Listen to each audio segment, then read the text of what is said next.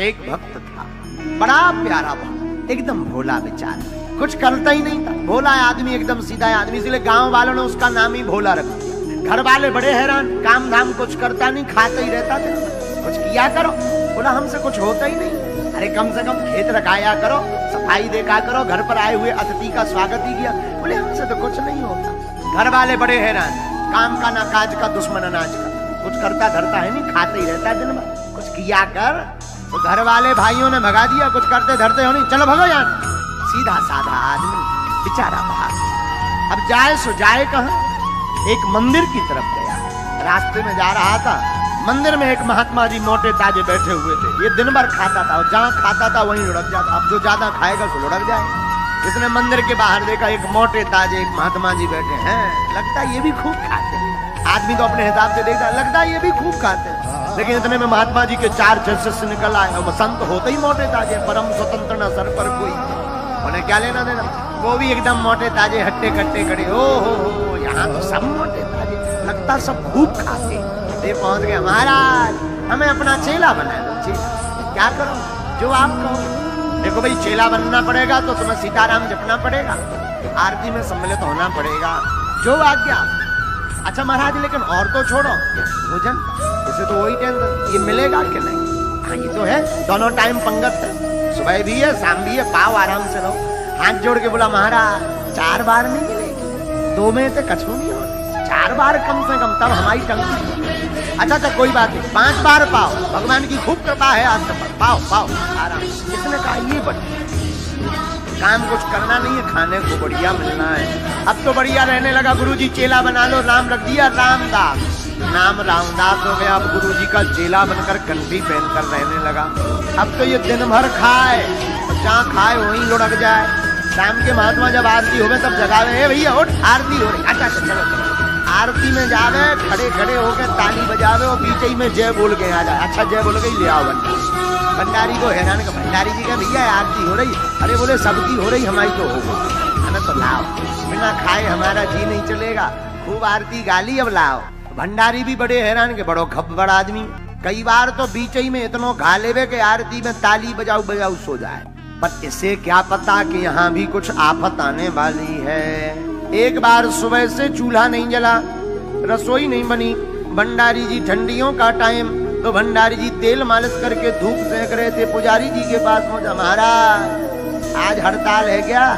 रसोई नहीं बन रही, चूल्हा जला ही नहीं है। भंडारी जी वहाँ कोने में बैठे शरीर सेक रहे हैं। क्या बात है, आज हड़ताल है क्या?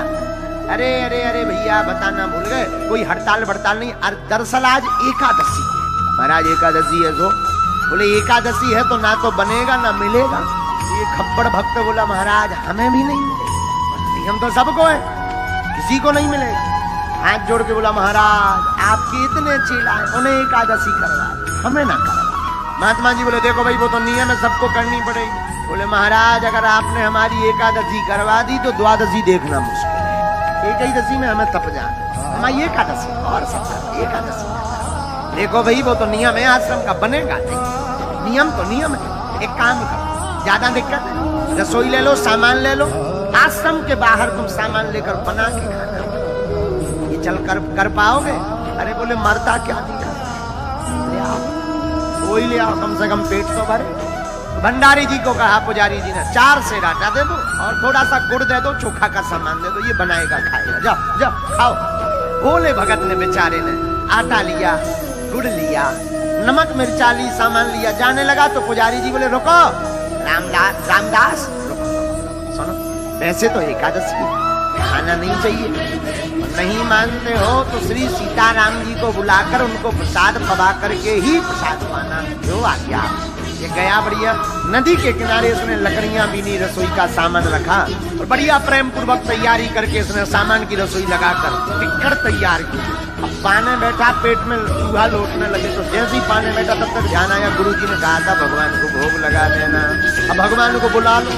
ऐसे क्या पता सीधा आदमी, एकदम सरल आदमी, इसे लगा भगवान आते हैं पाते हैं फिर प्रसाद पाया जाता है, क्योंकि मंदिर में पट बंद होते देखा प्रसाद के समय। ये तो बड़े प्यार से हाथ जोड़ करके गाने लगा, सीताराम आइए प्रभु राम आइए, मेरे भोजन का भोग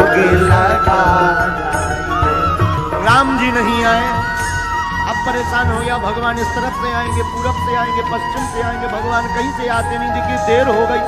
हे भगवान आप क्यों नहीं आ रहे, जल्दी आओ, पेट में चूहा लौट रहे। इसे लगा मंदिर में पर्दा बंद हो जाता है तो घंटी अंटी बजती है, भगवान उसी से आते हैं। तो हाथ जोड़कर गाकर कहने लगा, आचमनी अरखाना आरती यहाँ यही मेहमानी। हमारे पास ना तो आचमनी है ना घंटिया है, यहाँ तो जो है वही मेहमानी है। और प्रभु सुन लो आने के पहले, सूखी रोटी पाओ प्रेम से पियो नदी का पानी।